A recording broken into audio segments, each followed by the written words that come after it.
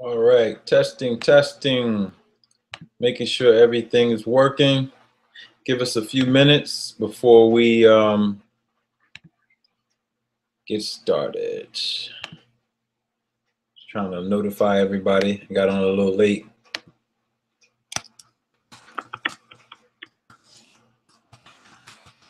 Give us a few minutes. Get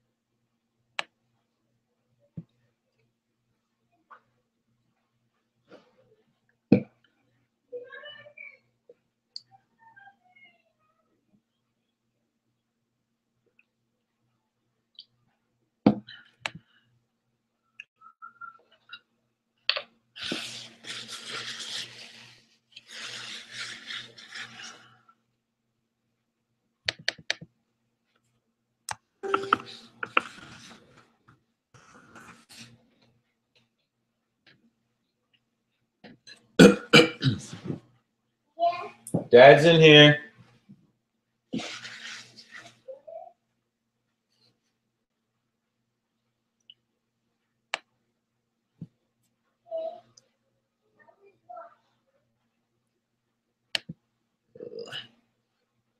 really slow.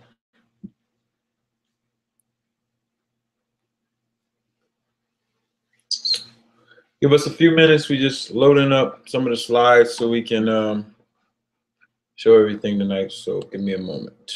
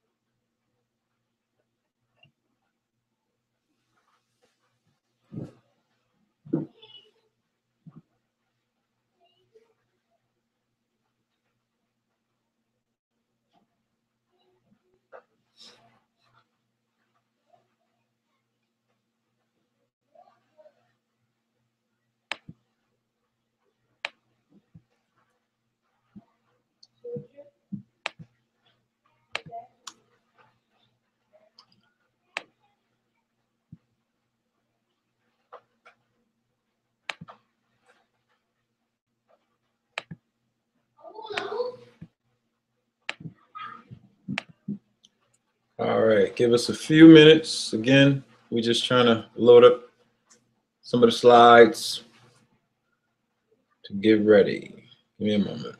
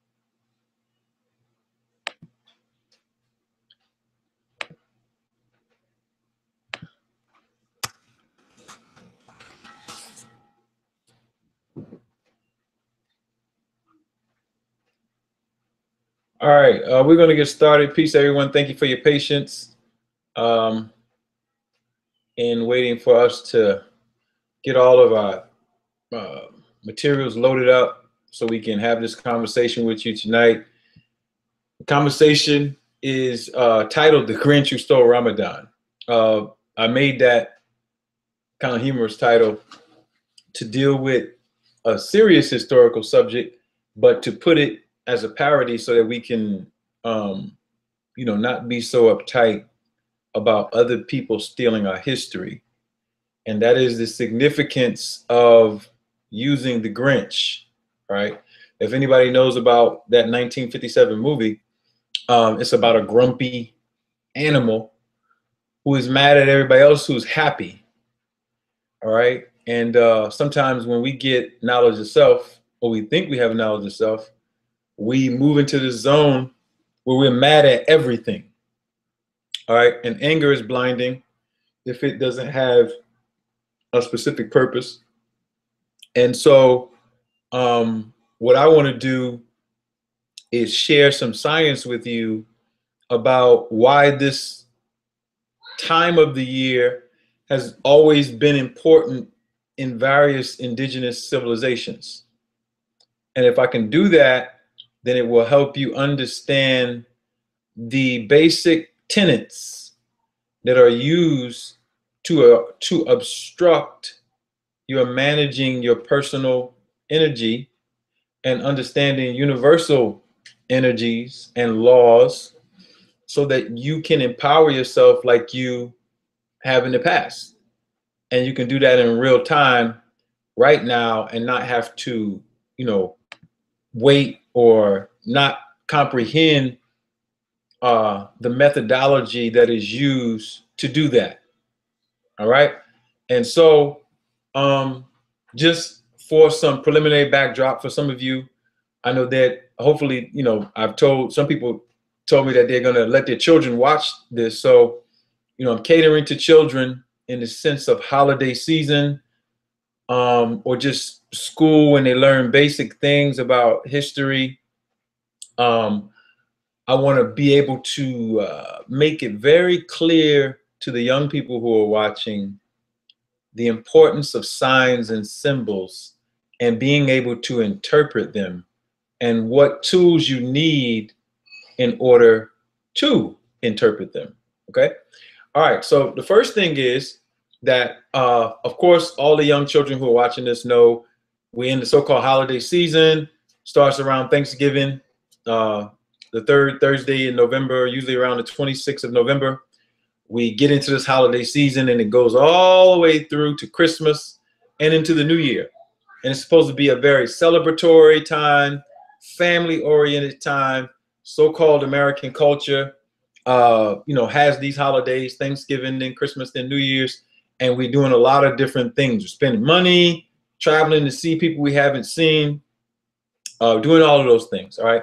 And inside of that, you got mythology wrapped around it. You got the Thanksgiving thing with the Indians.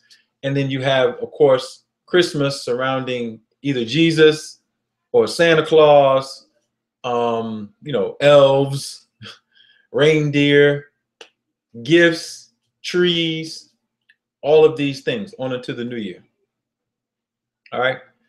And so to all the children watching, my premise is that a lie has only one reference, and that is the truth. All right.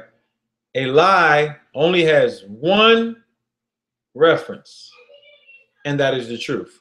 And so a lie cannot even be created if it is not off of some source that is reality and the truth. And so all of these lies that are around us are actually symbols that are veiling what they actually mean. And depending on who you are, you might not know what they mean. You might be practicing something and giving over personal energy and attention to something, and therefore it can become injurious to you if you're not aware. All right. And so what we're saying is we want, especially the young people, to be aware of these things. So you know about the holiday season. Now, some of you don't know what Ramadan is. All right. Ramadan is considered a holy period in the tradition of Islam.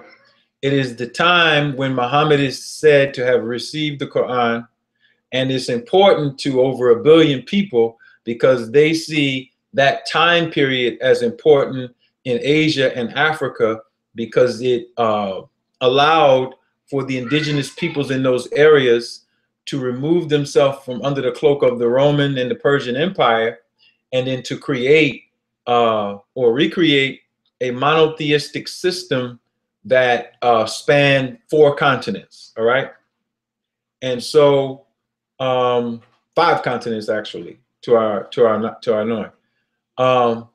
And so that is important to Muslims. It's important to Moors. And what I want to do for that group is I want to help them understand their tradition and how important it was in juxtaposition to the genesis of American traditions and history and even the formation of America, and what exactly has happened with the co-opting of other people's tradition, how that adversely affects the people who are now following the false tradition, and how by recapturing the tradition, they can recapture a lot more than just the stories or the rituals. They're going to recapture commerce. They're going to recapture proper education. They're going to recapture a new education that becomes a seat of a new commerce. It's going to recapture the peace and integrity of the families who can enjoy the energy of that time by the design of the founders who observe the energies of that time. Energies in nature, energies in the universe, energies amongst the people.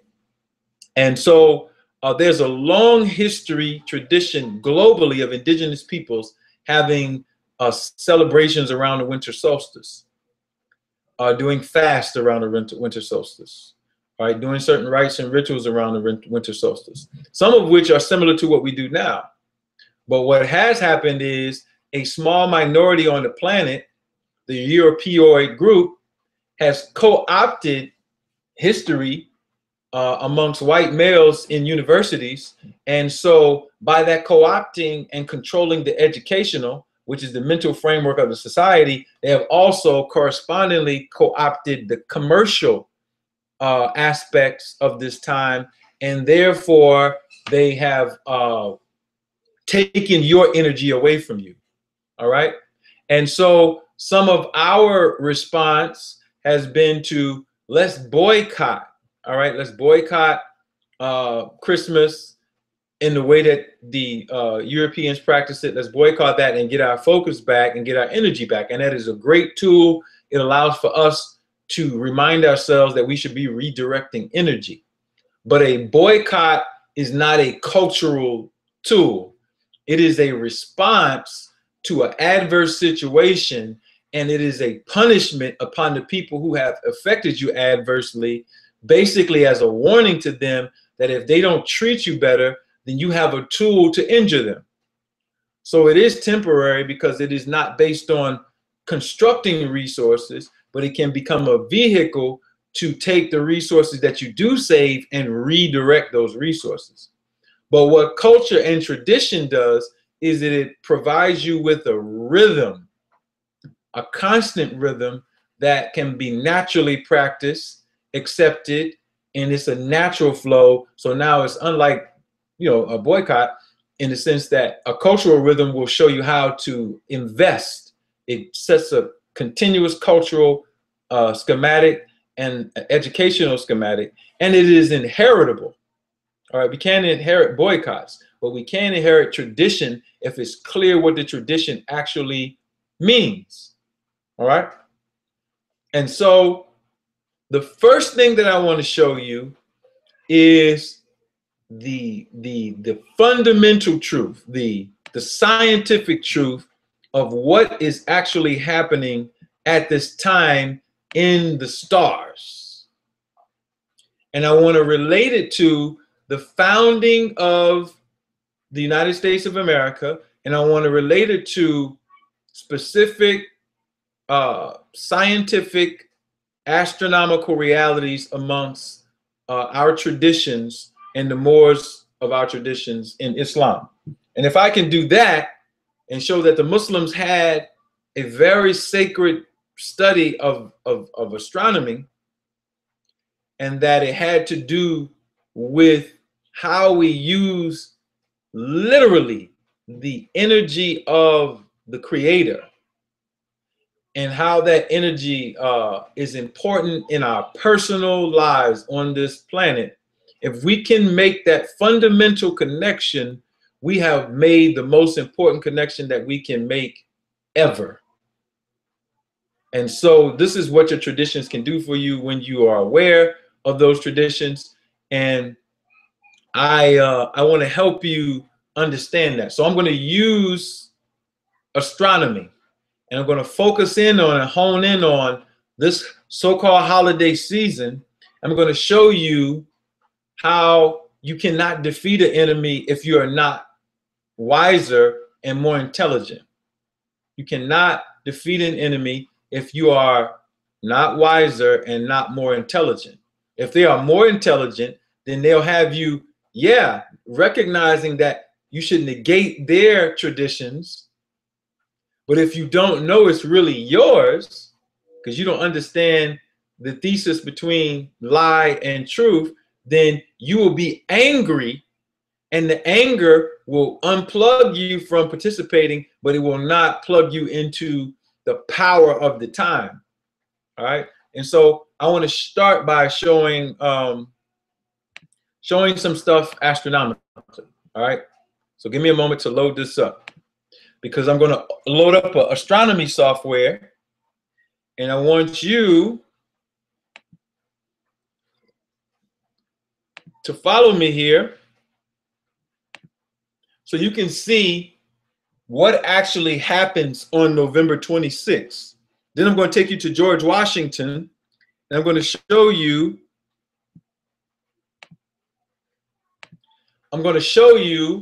what he did. George Washington is a Mason. He studied Islam and Moorish history.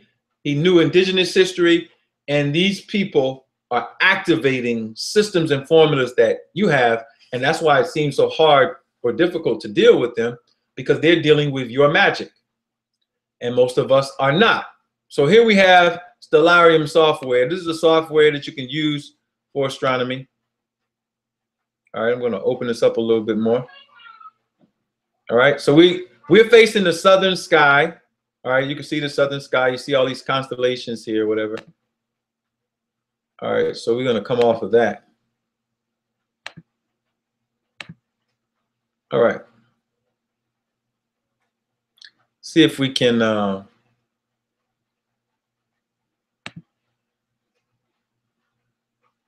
go. All right. All right, so you see the southern sky, and this is the time now. If I go down here, it says December 23rd, 2015. All right. And by standard time, it's 9:43 p.m. in Eastern Standard Time in Philadelphia. Okay. So what I'm going to do is I'm going to go back to November 26th.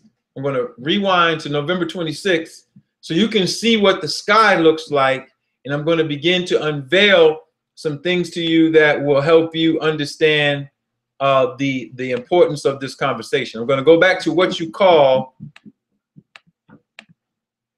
Thanksgiving. All right, so give me some time just to kind of rewind the sky. All right, we're going to rewind the sky to November 26th, 25th and 26th. All right, these are days going. All right, so just give me a moment and we'll get to that point and you're going to see some amazing things. All right. All right. So we're at about 4 p.m. on November 25th. All right. Let's go to the 26th. All right. Sun setting. All right. We want to go to sunrise on the 26th. Okay. So this is the night sky in the south, and I'm going to try to turn this so we can, get a better view.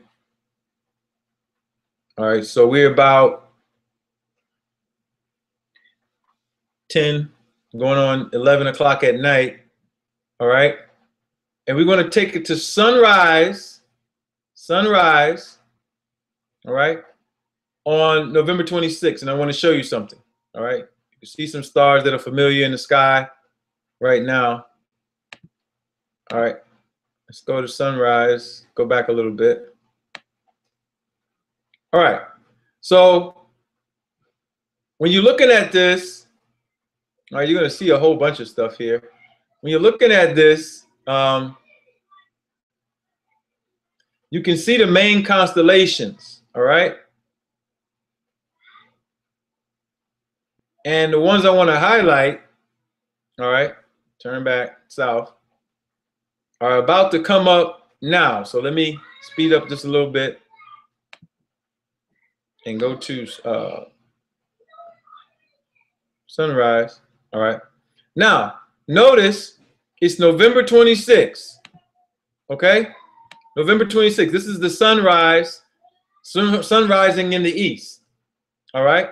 On November 26th, according to basic standards of astronomy, we are supposed to be in a certain constellation. Okay? Supposed to be in a certain constellation. The constellation that most people will place us in on November 26th is Scorpio. All right? But let's take a look and see what's going on in the east, because the sun rises in the east.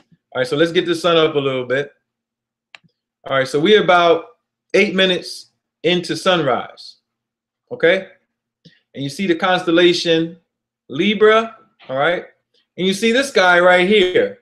Now, this guy is going to be important because this is my highlight. All right?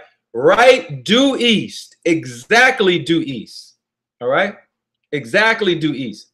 All right? 90 degrees on the eastern band. You have this constellation rising, and it's called Ophiuchus. So let's let Ophiuchus rise a little bit on November 26th at sunrise. All right. All right. And if we let Ophiuchus come all the way up, we can see what he looks like. All right.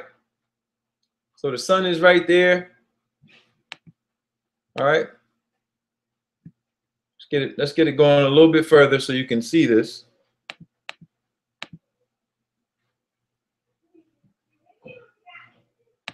All right. So the sun is right here at the claws of Scorpio, but then you have this guy called Ophiuchus. All right. Ophiuchus. Ophiuchus is vitally important to this conversation. It's vitally important to George Washington. It's vitally important to the formation and founding of the United States of America. It's vitally important to what you're calling Thanksgiving, or the commencement of the holiday season. And it's also vitally important to Moorish history, Islamic history, in reference to Ramadan. And I'm going to break all of that down. All right, so what is Ophiuchus? Ophiuchus was called by Masons the new constellation, or the 13th constellation. And as you can see, it's a man holding a what? Serpent. All right. Now, serpents were symbolic of energy. So this is the commencement of an energy cycle, and I can get a little bit further into it. I want to walk you into it very slowly, because you're dealing with exactly due east again. All right. And so this constellation is rising at sunrise. So let's go back so we can take the sun back down a little bit more. Back to sunrise. Let's go back to sunrise. All right. All right. See Ophiuchus? All right. Let's turn it. Let's turn it. So this is Thanksgiving now. This is the Thanksgiving inauguration that's given by George Washington, I should say. All right. So at sunrise, near sunrise, Ophiuchus is rising exactly due east. And there are particular stars that are here. So what does this mean? All right. Somebody decided to align the Thanksgiving season with this constellation. And so I want to show you who that was and why he did it. And why now this is a energetic catapult. You got Thanksgiving coming, then you got Black Friday. The next day they're naming the opening of commerce after this astronomical reality. All right. Now it's important that some of our people know these things. And the reason why it's important is because you cannot deal with your enemies if you don't know what they know. You can't play chess. Okay. All right. So give me a moment to come out of this, and I want to show you something in this PowerPoint that is going to help you. So I'm going to come back to the stellarium, but you got that down. You got the time, sunrise, November 26th. So let's go to the PowerPoint so I can deal with these Grinches who stole Ramadan and stole your heritage, stole your information, stole the things that will keep you in good energy management. Now, what do I mean by energy management? If there are children on here, like, what is this brother talking about? We all have energy in our body. And the energy is circulating throughout our body. And it is composed of our mind, which is our ability to make decisions, and then to get the effects of that decision. Bad decisions in life lead to adverse situations. Good decisions in life deal with properly dealing with your personal energy, and then you can move in a better direction and increase that energy and multiply it. All right. So let me take you to science class. A focused energy will propel waves away from the point of origin. An example of this is the sun has gravitational power over the earth, is constantly propelling waves, and is producing life. It's producing rotation in planets and a whole bunch of other things. So if you can focus and propel a wave in this universe, then you can make things move. You can make things move. Today, we call those things prayer and meditation, or just thinking. You're constantly praying and meditation because your thoughts are prayers and meditations. And so when we're dealing with personal energies, we want you and I to be able to propel our will into existence, which means the will has to be clear, focused, or in science, we call that a coherent wave. If your thoughts are all over the place and you're not focused and you have no discipline, we call that non-coherent waves or discordant waves, where the energy is being propelled from a source, but it's discordant. So now it's going to be reassembled by something that can organize it. All right. So versus the chaos, we have order. Order represents organization. Organization in this universe means that you have a structured system. And so a people who don't know who they are, a people who don't know their traditions based on mathematics and energetic science, they are to be used by someone who has the organizational power to use them. And so you're looking at this image of the Grinch who stole Ramadan, because Ramadan was a sacred period in Islam that pre-existed Islam in its function, and it was recaptured by a group of people in Africa who called themselves Muslims, Black Africans or Muslims, Moors. And in capturing their energy, they were able to defeat their enemies. They captured their tradition, they captured their systems, their structure, their family structures. And so the greatest weapons on the planet are our minds. And if our minds can be directed properly, then we can make changes. All right? So you see all of these things on the slide. But one of the things I want to read on the slide is from a book called The American Legion. And it's above the Ophiuchus right over here. All right? And it's from the Journals of the Continental Congress. And the quote says that the flag of the United States shall be 13 stripes, alternate red and white, that the Union be 13 stars. So you got the number 13, 13, 13, 13. White in a blue field representing a new constellation. Now, why would something about a constellation be in the initiation of something to deal with the flag law? Constellations are groups of stars. What do stars have to do with government and starting a government? What does the knowledge of stars have to do with starting a government? If we cannot answer that question, we cannot govern ourselves in this universe. We will be governed by people who know the science, and some of them have not so much of a good intention for us. Right? And so a new constellation, what constellation are we talking about? We just showed the constellation. The constellation is Ophiuchus, and I'm going to prove that. But we need to understand that all the symbols I have right here, including the Grinch, who stole Christmas, a 1957 movie, is all right in our faces. It's all right in our faces.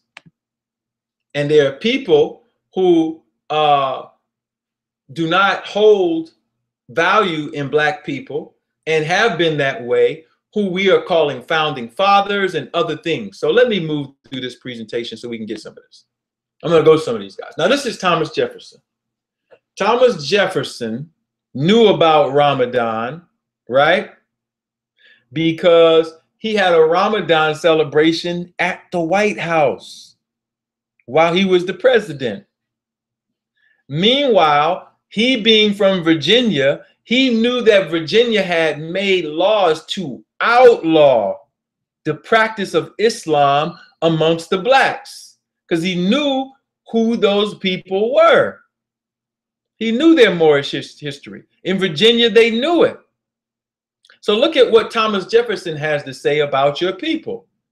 Now, to the parents who are watching this and the children, if your child is forced to celebrate Thomas Jefferson in any way, that is an act of discrimination, and that is a hate crime. No Black children should hold Thomas Jefferson in esteem anywhere.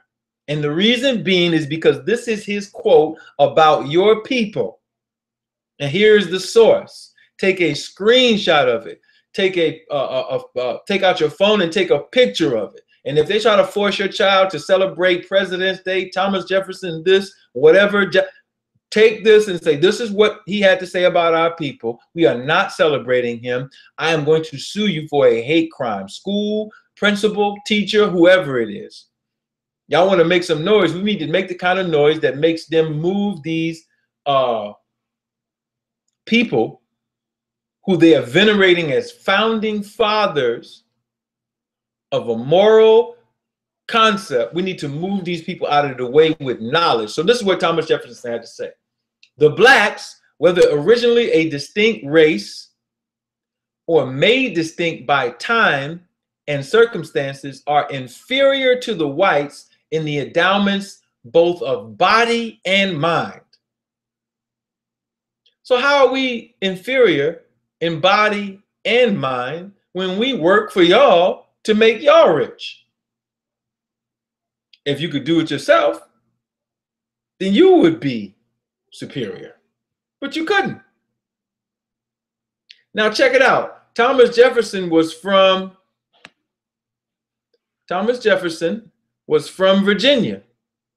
Let me show you what these folks had to say about you in Virginia. Give me a moment. Look at what they had to say about you now. I'm just dealing with the preliminary. Virginia Act of 1703 concerning servants and slaves. This is where Thomas Jefferson was born, raised, and was an official before he became the president. These were the laws on the books where he was. Look at what it says. It says, be it also enacted by the authority aforesaid, and it is hereby enacted, that no Negroes, mulattoes, or Indians, although Christians or Jews or Moors or Mohammedans or other infidels, shall at any time purchase any Christian servant, nor any other except of their own complexion, or such as declared slaves by this act. And if any Negro, mulatto, or Indian, Jew, or Moor, Mohammedan, or other infidel, or such as are declared slaves by this act, shall notwithstanding purchase any Christian white servant, the said servant shall ipso facto become free and acquit from any service then due, and shall be so held, deemed, and taken. And if any person having such Christian servant shall intermarry with any such Negro, mulatto, or Indian, Jew, or Moor, or Mohammedan, or other infidel, every Christian white servant of every such person so intermarrying shall ipso facto become free and acquit from any service then due to them. They started flipping the tables. Now they're calling out the indigenous people, the Jews, and the Moors and Mohammedans. These were the only people they were dealing with. These were the people that they were trying to enslave. The Aboriginals and the Moors, the Muslims, and the Jews by default. These were black people. All right. So where did they get them from? They got them from West Africa and right here. So when we say you are Aboriginal American of Moorish descent, we know exactly what we're talking about politically. You don't see nothing about Yoruba, Oyo, Ifa, Ouida, Voodoo, none of that, not on the North American continent, because the people who they enslaved, the over 500,000 people brought here, were either already Aboriginals or they were Moors or Muslims from West Africa, period. That's who was brought to North America. You go to South America, you got something different going on. And so Thomas Jefferson knew this history. So him making comments about black people like this is the standard of what occurred. Now, these people know your history. I'm about to prove it. Look at what they did. This is a Mohawk chief named Tyadenaga. They renamed him Joseph Brant. On the left is a picture, an authentic one from the University of Pennsylvania Rare Book Archives. On the right is the portrait that they made of him when he went to London in 1712. Now, when you look at the Mohawk chiefs, you can see artist Dan Verrilist, as I pointed out in my last lecture, painted them black. And so you have Tyadenaga here as a melanated person, and then they did the Caesar Borgia on him and turned them white. This is the core of what they're doing to your history. They're flipping the tables and giving you a different perception, allowing you to feed on it, is giving you adverse energy, and now you're getting adverse energy output. And your children are worshiping white people. white prophets, white holiday people, Santa Claus, Jesus. All of this is going on. All right. And so our job is to flip the table. So how are we going to flip the tables? We're going to get this Grinch who stole Ramadan. All right. They stole it. Now you see this tree, the evergreen tree. To the right is a 1775 depiction of what's called the continental flag that was given by the Aboriginals here on the land in North America to Europeans in making a treaty. All right. And the receiver of that treaty was a man named John Hancock. All right. So you see the symbol that's used. You see the colors that were used for the flag. These are the colors that are used in Christmas. John Hancock was the president at the time under the Articles of Confederation.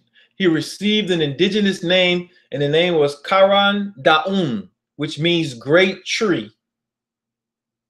He was renamed. Him and the only other signer of the Declaration of Independence, Charles Thompson, all right, who also received an indigenous name, were the two who expatriated and nationalized in indigenous tribes, and then therefore were able to take the expatriation document called the Declaration of Independence and then begin to start the founding of this nation. Thomas Jefferson had nothing to do with that.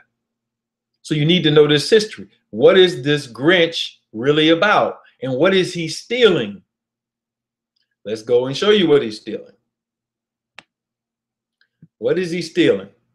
All right. The Grinch is stealing your holy season. All right. Let's look at the original letter proclamation for Thanksgiving by George Washington. And it reads, by the President of the United States of America, a proclamation, where it is the duty of all nations to acknowledge the providence of Almighty God, to obey his will, to be grateful for his benefits, and humbly to implore his protection and favor. And whereas both houses have by their joint committee requested me to recommend to the people of the United States a day of public thanksgiving and prayer to be observed by acknowledging with grateful hearts the many and signal favors of Almighty God, especially by affording them an opportunity peaceable to establish a form of government for their safety and happiness. Now, therefore, I do recommend and assign Thursday, the 26th day of November next, to be devoted by the people of these states to the service of that great and glorious being who is the beneficent author of all the good that was, that is, or that will be, that we may then all unite in rendering unto him our sincere and humble thanks, and for his kind care and protection of the people of this country previous to their becoming a nation. That's your boy, George Washington, the Mason, assigning the 26th of November, the very day that Ophiuchus, the serpent holder, is rising on the horizon. He chose that day. Now, when you look at the history of the United States, you have Ophiuchus here, and you have April 19th, 1775, and you have the moon transiting through Ophiuchus at 12 noon, the first day that the Revolutionary War started. All right. April 19th, 1775. Somebody started the war on astronomical time. And what did they do? All right. The Gadsden flag representing the serpent, don't tread on me, and Benjamin Franklin flag, or Richard Saunders flag, representing the then 8 colonies in the form of a serpent, represent Ophiuchus. Somebody knew astronomical magic. They started the war on star time. You cannot defeat a people who have learned this if you are not using it yourself. All right. And so we really need to pay attention. We really need to pay attention. All right. We really need to pay attention to the level of intelligence of people who we consider to be adverse to us. If they're adverse to us and they are wiser than us, then we are in trouble. And we have to upgrade our knowledge. All right? We have to upgrade our knowledge. We can't stay this ignorant and then expect to make improvements. So you have Ophiuchus. Let's just give another picture of it. That's the, connecting the dots, basically. Same thing. The serpent. So this is on November 26th that it is happening. As I showed you on astronomical time, George Washington decided to start a Thanksgiving holiday on astronomical time. That's where I'm going with this, all right? George Washington was aware of the history of the interaction of the United States with the people of West Africa, all right? The first Barbary War was a war between what we're calling Morocco and the United States. On October the 11th, 1784, the Moroccan pirates seized the brigantine Betsy, which is an American ship, all right? Thomas Jefferson then decided to send envoys to Morocco and try to purchase treaties. I thought treaties were something that you signed. How are you going to purchase a treaty? It wasn't a treaty. It was a grant. It was a grant of protection to stop the war. All right? And if you don't think it was a war going on, look at this. They could not come into the Mediterranean without passports. Passports were invented by African people, black people, Moors, Muslims in West Africa to allow Europeans permission to come and trade. They had to have the passports to get in. This is the actual design of what the passports look like. The president had to issue them under the banner on which they were traveling. Okay? And so now you have George Washington starting a Thanksgiving Day on November 26th, right here. All right. And now that is your Thanksgiving holiday, enunciating into existence your so-called holy day season. He did it on star time. All right. And so let me come out of this so I can go to our next order of business. All right. He did it on star time. Why did he do that? What does that have to do with our people understanding this time period? I'm going to go back to Stellarium and I'm going to show you what it has to do with it. I'm going to show you based on science so that you have no rebuttals for the basic thing that we're trying to show you. No rebuttals in the sense of not that you can't question it, but that is so sound that it would make it look ridiculous to question the nature of what is being presented. Okay? So give us a moment. All right.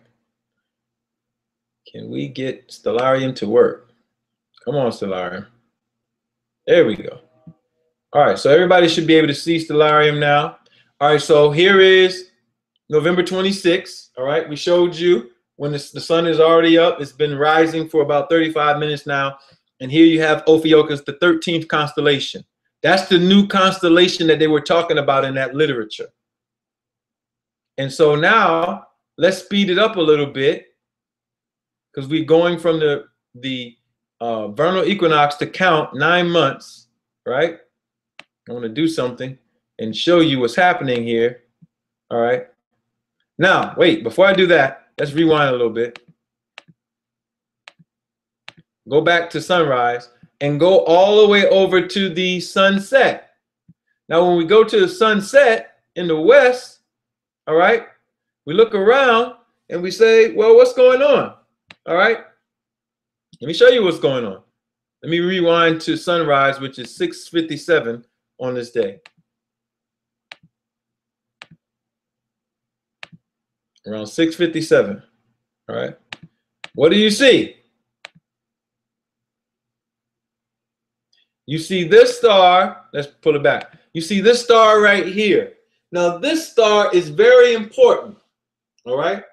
This star is important to the concept of the Grinch who stole Ramadan, because this is the star mentioned in the Quran in Surah Al-Najm, which means the star, the 52nd verse. I mean, 52nd surah, first ayah. And the words that are used there are stated by the star when it sets. All right? By the star when it sets. And the verse is going to talk about Muhammad's revelation of receiving Quran. But in that verse, what star is mentioned? Well, the star is given identity by name in the 46th through the 49th verse as Al-Shira, all right, which is the Islamic name for the star Sirius. Point number one, the Moors or the Muslims of Islam use a sidereal-based calendar, star-based and solar-based. The solar-based confirmation is in the 9th surah, the 36th verse. All right. And so what we have here is the fact that the current lunar-based calendar of the Arabs is not the calendar count of Islam. That's one.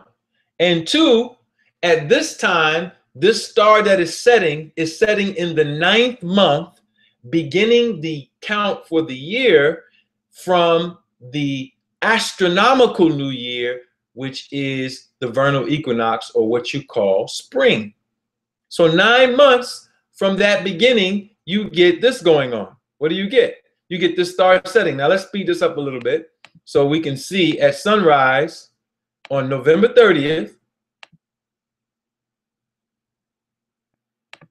All right. Sunrise on November 30th. Let's go back. Sunrise on November 30th. All right, so the sun is going to rise over here. Let's look at the sun rising in the east. And then let's calculate where the star is at sunrise. All right. So let's bring our sun up. Here it comes. Here comes the sun with Ophiuchus. All right. Here comes the sun with Ophiuchus. All right. Here comes the sun. That's due east. Exactly due east. 90 degrees. You see that 90 right there? 90 degrees. Right on east. Let's go all the way over to the west. All right. What do we have? We have Orion and Sirius over here, but Sirius is right on the horizon. Let's back it up so you can see the star, because you're not going to be able to see it. All right. So at sunrise, this star that's talked about in the Quran in the 52nd surah, first verse, is setting. And that is the author of Quran is showing you, I'm going to give you how to calculate Ramadan, which is when Muhammad was receiving the revelation, on the night of power. Okay? And so now look, check it out. The Ramadan season begins in November and goes through December. Who was it that taught us Ramadan was in December? The most honorable Elijah Muhammad. He was looked at as a heretic. You're changing the Arab. You can't change Islam. You can't do that. You have to follow the Sunnah, and they're not giving you the way of Muhammad. They're giving you Arab imperialistic theft. They're giving you Arab imperialistic theft. Then a black man in America comes and teaches you that the basis of all religion is astronomy. Now we're coming as the students to say he was 100% correct. He was correct on star time, which is the energy of the universe, which means he's trying to return your inheritance, which is what? Your godhood, your divinity. All right? Your godhood and divinity. So let's back this up just a little bit so we can see this. All right. Now, I told you last week, the pyramids that are lined up with the belt of Orion, all right, are on the 0 degree longitude of the universe. Every one of those pyramids in Teotihuacan in Mexico and in Giza on the plateau are lined up with this belt at 0 degrees of the spatial coordinates. And so you have Sirius right here that's setting, that's giving your time for Ramadan. George Washington was a Mason. He knew that. So the Ramadan period takes us all the way through the winter solstice. Now this star, now here's where we, you know, help you out a little bit with understanding symbolism. All right? Understanding symbolism. All right? All right? Understand the symbolism. The symbolism is you have this star, right? That's used in Christian Christmas symbolism. It's placed on the top of a tree. You place a star on the top of the tree. Okay? And what is it called? It's called pagan. All right? Specifically in the Bible, in Jeremiah in the 10th chapter, it's called pagan. But who wrote that? It is a fact that there were no Bibles being published until the Pale Arabs under Caliph al-Ma'mun and the Barmakid family, who were Buddhists, started publishing Bibles for white Jews in Baghdad. There were no Bibles. They were using the texts that they had access to in Iraq and stealing histories from the library of Ashurbanipal and the other records that were left in Baghdad and Iraq, and co-opting them and adding them into this text that they were creating called the Bible. The Quran came before the Bible. The Quran was written on papyrus by the Umayyads in Egypt. We went over that in the last lecture. The Pale Arabs who came after were the first compilers of the Bible. What you had before that, of what you're calling the Dead Sea Scrolls, was created by them. The Masoretic text was created by them. There was no bookmaking before that time period. The only thing that you had was some scant Israelite text. We went over the last lecture and we showed that the Nazarenes or the Israelites said that the Pentateuch or the 5 books was a forgery. Here are the Israelites saying that the Bible is not authentic. So why would we use the text of Jeremiah to talk about people who are heathen who cut down trees at a specific time? First of all, if we are dealing with where the Bible was written, we could not even make that type of statement. All right. Secondly, it's from a forged book. Then they said it was from heathens. But if these heathens were showing you astronomical science and symbolism, and we're still using it today, putting little orbs, the lights representing the stars, the star representing Sirius, the tree representing something I'm about to show you what it represents. All right. These are all ancient symbols that have migrated themselves through other people's culture that originated with our people. They're in Egypt. All right. The mistress of the sycamore tree is what Het Heru was called. The She in the ancient Americas had the Izapa stele where they honored and venerated a sacred tree. All right. The Yashi tree, the tree of creation. In Islam, we have it in the same 52nd surah called the Sidrat al-Muntaha, the sacred tree that takes you beyond the impassable manner that Muhammad had to ascend to learn all knowledge. We're going to show you what that tree represents. Okay? We're going to make that clear to you, so you won't have to guess about those particular things. All right. It's all based on science. And now you have this holiday that's called Christmas, which is actually co-opting indigenous histories. which we're about to get into. But I wanted to show you serious setting going into this time period that the messenger gave us. So you can see sun rising, serious setting. Go read the 52nd surah of the Quran, first verse, by the star when it sets, and it's telling you about Muhammad starting his revelations. The Ramadan period is a sacred period. The word Ramadan is a solar veneration. It uses the word that's used in Islam, Ra, which means to see. Mada, which means to make something purified or perfect, to perfect the sight.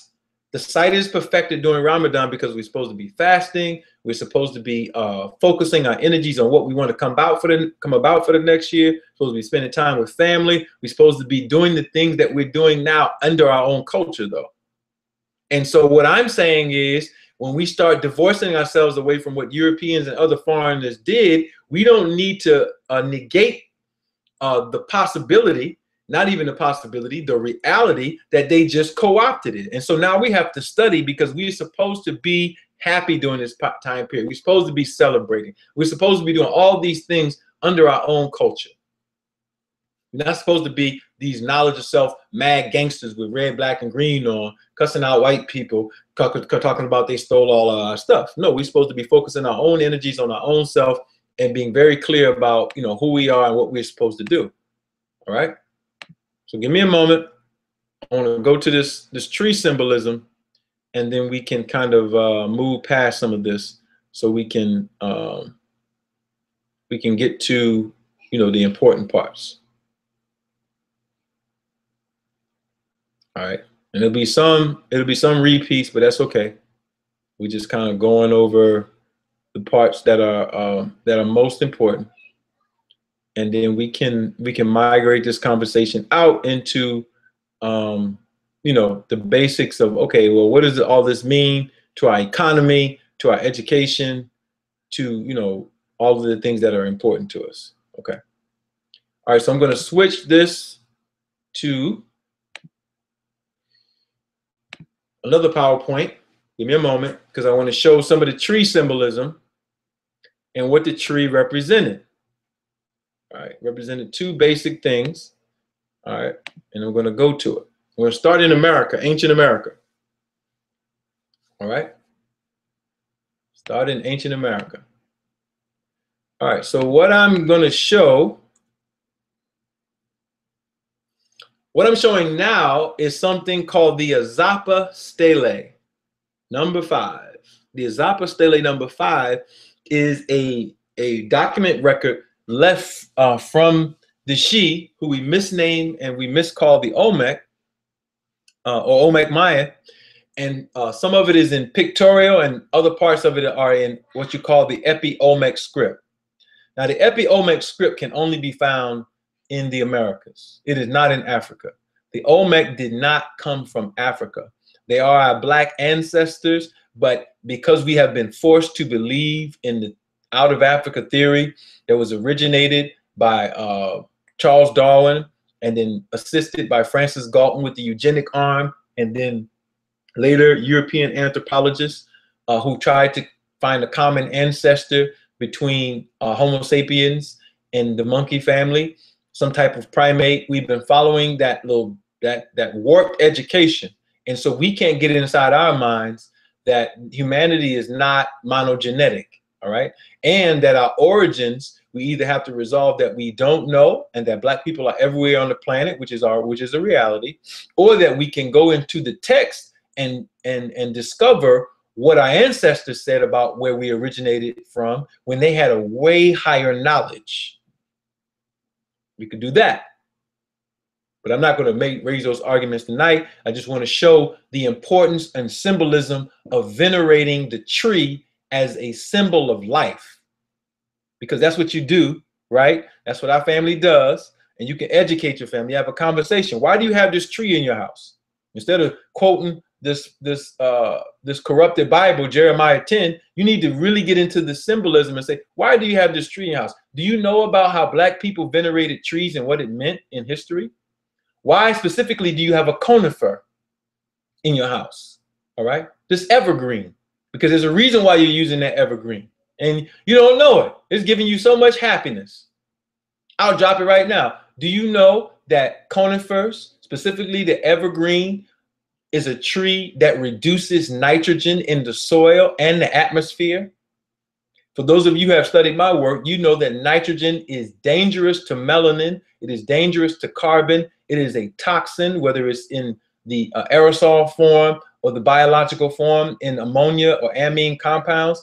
And the black body is constantly trying to detox it. And when you bring conifers into your space, or you're in the mountains, or even if you bring it into the house, you increase the oxygen levels in the body and you decrease the nitrogen levels, literally.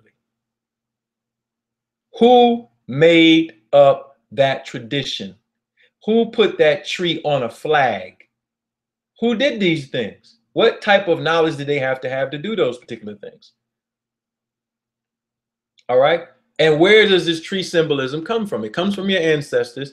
And here they are. I'm just going to use the schematic of it. There's a priest blowing into the tree. All right, the yashi tree, and you can see there are people who are being born out of the tree, literally being born out of the tree. On the right, you have the Namataga group and a priest, Namataga, with a pen talking to another priest. And then on the left, you have the Kuno Tigi. The Kuno Tigi deals with the women initiatory group, and there were two initiatory groups, all right, with a third one that is what was considered basically a priesthood. But basically, you have people being born out of the tree. What is the tree? The tree is the universal magnetic field and the Earth's magnetic field. The universal magnetic field and the Earth's magnetic field. Now, I can use an example to make this clear. All right. If you use Manzil astronomy, which later the Chinese and the Asians got, they created this ability to predict whether you could have a boy or a girl based on Manzil science. It's based on Manzil science. And the Russians did a study on women during their birth cycle. And what they found out is that by studying the way that the woman sleeps and the turning of the baby, through looking at the ultrasounds, they could tell whether the child was going to be a man, a boy child, or a girl child based on the amount of time they spent directing themselves to a particular pole. But not only that, you can pre-predict that information because it's all based on magnetics. All right. So the energy for a child to come into existence predates the conception of the child. And we made these images of trees, which were symbolic of the magnetic field. We find it in Egypt with Nut representing the galaxy, which is the unified field, all right, and all of these things. And this takes us into a very high level of science, which we can prove.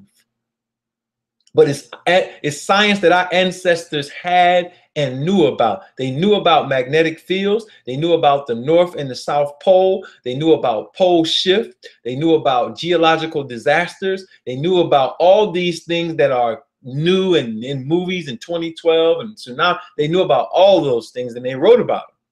They called them the Great Floods and all these other catastrophes. But my point in highlighting the tree was magical because it represents the Earth's and the universal energies, literally. And so I'm going to go further and show you images of the world tree, all right, from the Shi cosmology. And here you have the world tree, all right, with the different directions, all right, north, which we call shaman. That's where you get the word shaman from. All right, the word shaman means north. All right, Lakin, east, Nahol, south, and Shikin, west. And the world tree dealt with the erection and destruction of the world tree, and it deals with global magnetism and the pole shift. So what happens in so-called Christmas? Santa Claus brings gifts from the North Pole. The North Pole. Family. Santa brings gifts from the North Pole. Let me give you some knowledge on what's actually happening here. All right. And what some of the symbolism actually means. All right. Look like I'm getting a little bit of problems. Hopefully everybody can see what I'm doing. If you have a problem seeing what I'm showing, then please type it into the chat and then I'll, make a correction. All right, so Santa's coming from the North Pole to bring gifts to the children. And what does he place the gifts? He places the gifts under the tree. All right? Under the tree. All right, so I'm going to have to really go into this in a very delicate fashion to get you to understand the powerful science and symbolism that was left in ancient history that's still kind of here today with these little rituals and rites that I have.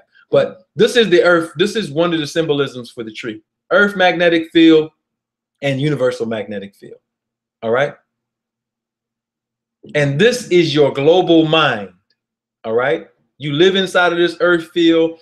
All biologies live inside of it. As long as the earth is spinning in its rotation and revolving around the sun, you're generating this field of energy. All right? You're generating this field of energy. And so our people use the sacred tree science. The Moors used it when they talked about the Sidrat al-Muntaha in Surah 52. And so when you get the symbolism in European thought that migrated into Germany, all right, when the people from Germany came to America, they came to the area that I'm in right now called Germantown. And these were Rosicrucians. William Penn was a Rosicrucian. All right. He was a student of George Fox, who was a Rosicrucian. Rosicrucians are those people who study the esoteric knowledge of ancient Egypt and these sciences. And so they brought this practice of bringing the trees in that they had learned from the sacred Egyptian science surrounding the solstice. This was a behavior that was done. All right. And so we need to understand, the core of what this means. This is dealing with energy. And it filters its way all the way down to how much money you have in your pocket, how much money our communities have. Are we aware of the signs and symbols around us? And if we're not, and we have millions of Black people in Africa and America following after pale Arabs, following after European Christians, following after even confused African thought, we need to be able to explain to them what these traditions actually mean so they can save their resources and come back home to Black. Ultimately, that's what we're saying. Come back home to Black. So the tree, whether it's in the Quran, all right, whether it's on the flag, whether it's in Egyptian literature, whether it's in American literature, is representing the same thing, the same science, the energy of the earth and the energy of the universe, the Milky Way. All right?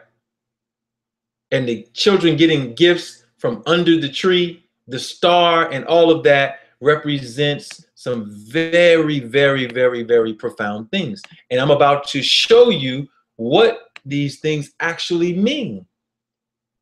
And when you learn what they mean, then guess what? You don't have to say to your people when you go to their house and they have a tree, you're a pagan. You don't have to say any of that. You have to say nothing until you ask.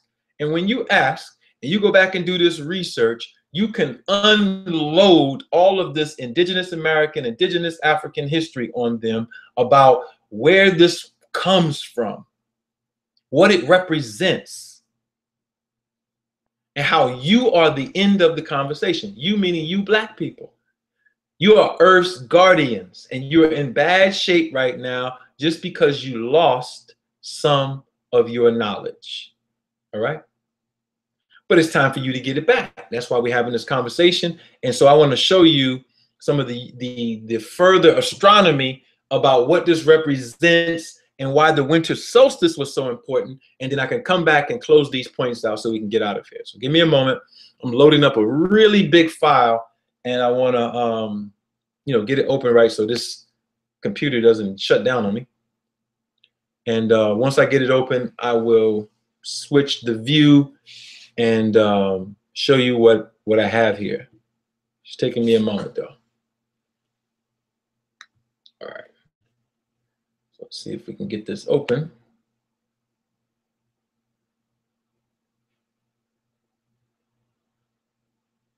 All right. All right. So give me a moment.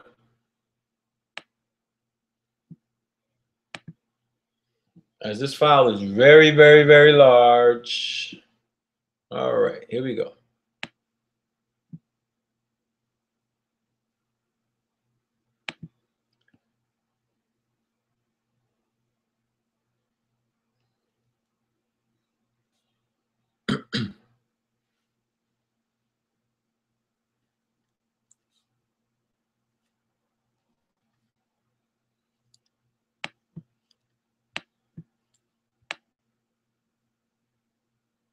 Give me one moment. I just want to open this up. There we go. All right.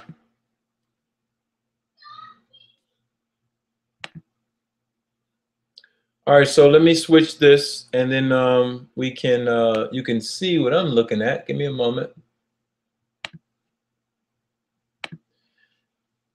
All right, so just going back to the symbolism surrounding so-called Christmas and how it was co-opted, and Thanksgiving, how it was co-opted from the Moorish heritage in West Africa, North and West Africa, and the indigenous heritage here, and how it's all related back to astronomy and literally energy.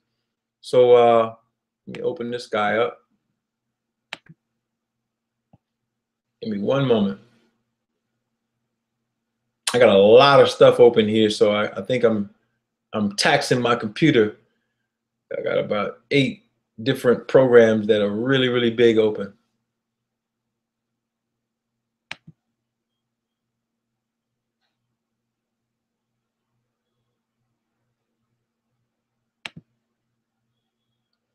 Okay.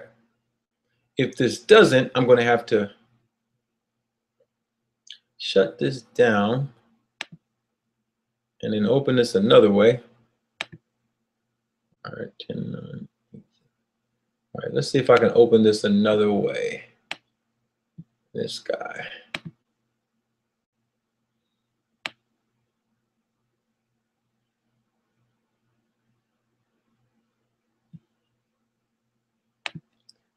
All right. Okay. I think I got it. Okay, yeah, we do. All right, so this is the last part, so then we can do this and get out of here. Once y'all get a view on this, then I can switch this up a little bit. All right, so you should be looking at something that says Carl Jansky, a radio astronomer, from the book Lost Pages of Islam. Yep. All right, so some notes. Carl Jansky, a radio astronomer, was the first to detect radio wave signals coming from the Sagittarius A section of then center of the Milky Way. So this guy who's a radio astronomer is sitting there like, why am I getting a signal from the Sagittarius A constellation? Who or what is sending us a signal? All right. Charting hydrogen irradiation is the method used to calculate the shape and size of the Milky Way. Now, in ancient Egyptian history, the Milky Way is represented by a woman, Nut. All right. All right. Going to continue to read.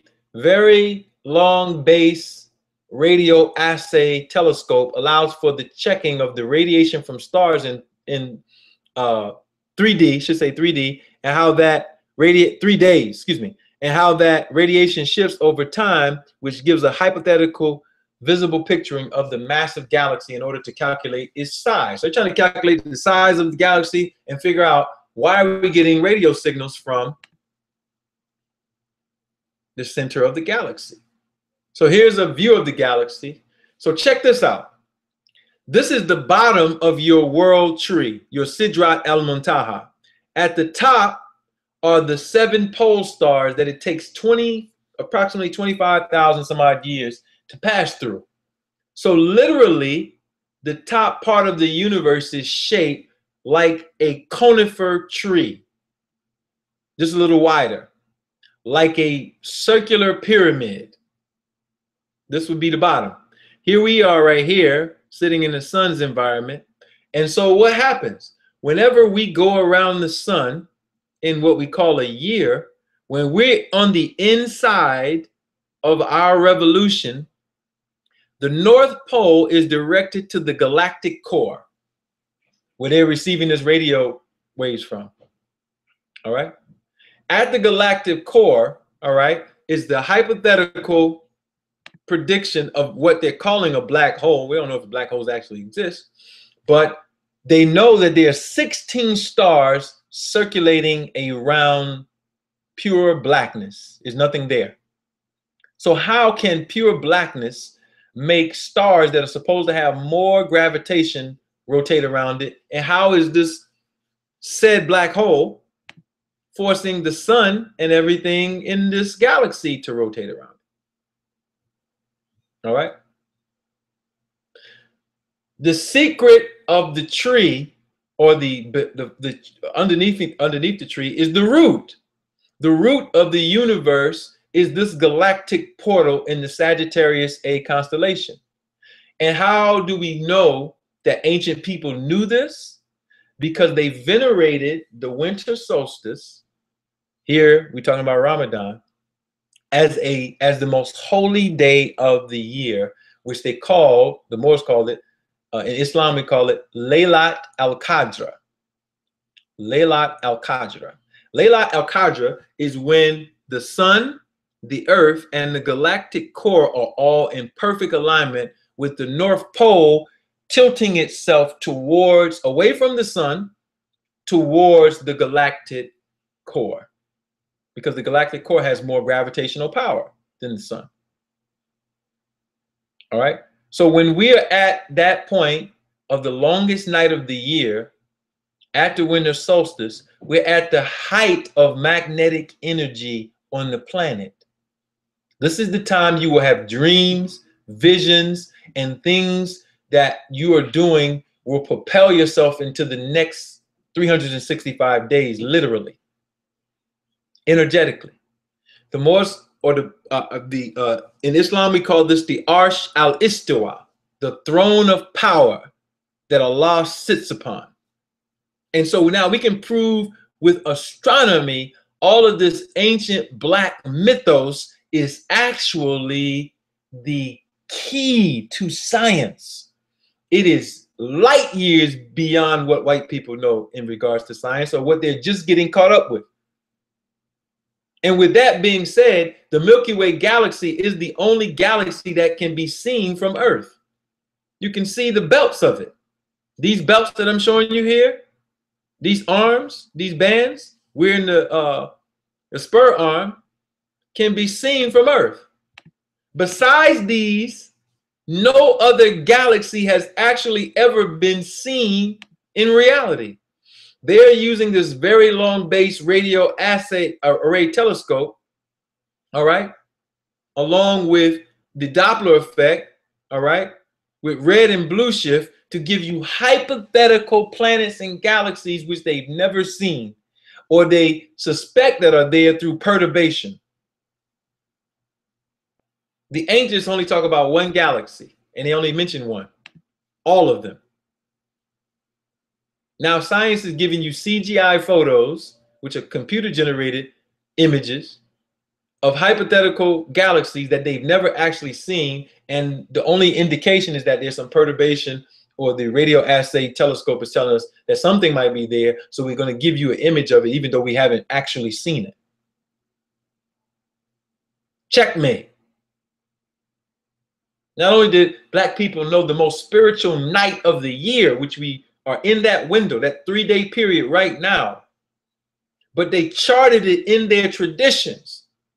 Now you have black power people who don't know how to read the languages speaking against Each one of these civilizations, whether it's Nilotic civilization, whether it's ancient American, whether it's Moorish Islamic, or all of them have left the keys. And all of them at some given point had the power or showed us the power and the way to operate our structures and our societies based on understanding how this energy flows. This is that dark matter think tank that we're supposed to be in. And so what we're saying is, it is time for you to celebrate. It is time for you to break all of these mysteries. It is time for you to understand your role and accept it. But you can't be in your role and not have the knowledge, the information, or even the plan or strategy in place, because you will end up being a dead god or goddess.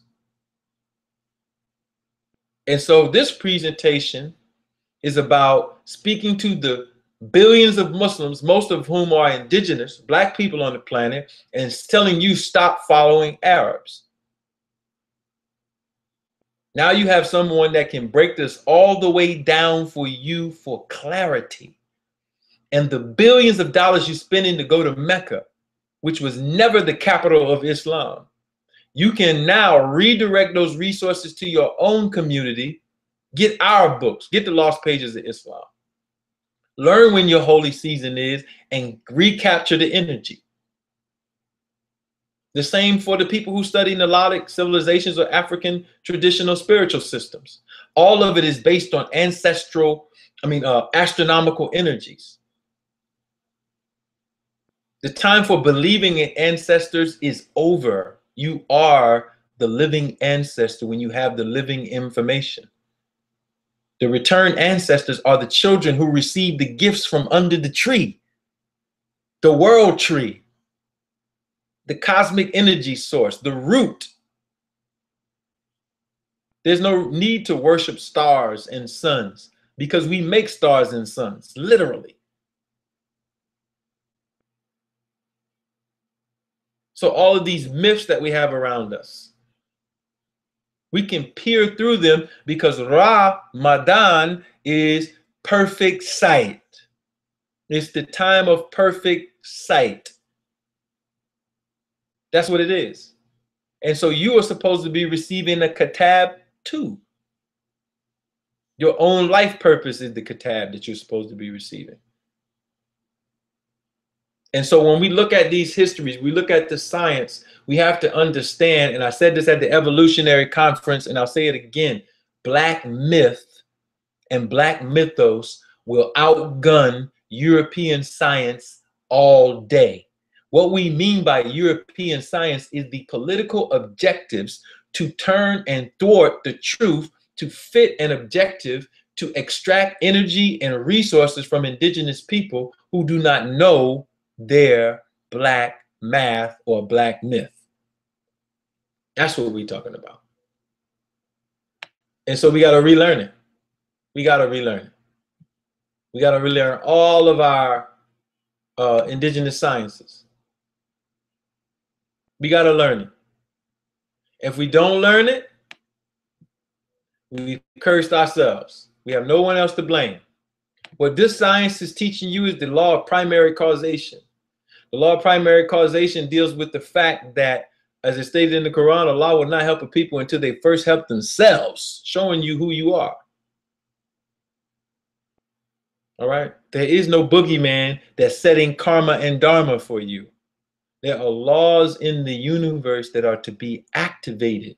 And you have the highest potential as the melanin dominant, the sun people, to activate those laws and to dominate any non-solar people.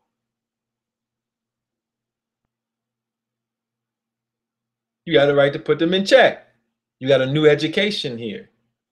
All right. All the books need to be rewritten. We got new libraries coming. They're coming from your Black babies. Once they get a hold to this information, it's at the speed of Black. Imagine your babies coming to your grandma to break down what the Christmas tree is, what the star is, what the gifts are, what the energies are. All right. what it actually means in all of these religions and spiritual systems, and then moving on their way to get them some slices of watermelon or pumpkin pie, and letting grandma know all the prayers that she put in church was answered through her own womb. Her own womb. I have nothing else to say tonight. I have said enough. If you came on late, this video will be recorded. All right? All right? And we got it. I went over earlier, the base of the tree represents the base of the universe, this galactic core, and the gifts represent the power of us to attenuate energy from this root. All right? So as the whole Milky Way galaxy is spinning, it is dispensing energy to our local star. And our local star is dispensing that energy to our earth tree. And the tree has branches all the way to the branches, meaning magnetic fields that are all connected. And these gifts are what are being given to the children. This energy from the Creator. All right? But the energy comes in the form of being packaged. All right? Traditionally, artfully, so that they can unpack it and be happy about unpacking the art. All right? The art is reading the signs and symbols of creation. Understanding what a symbol means is artistic.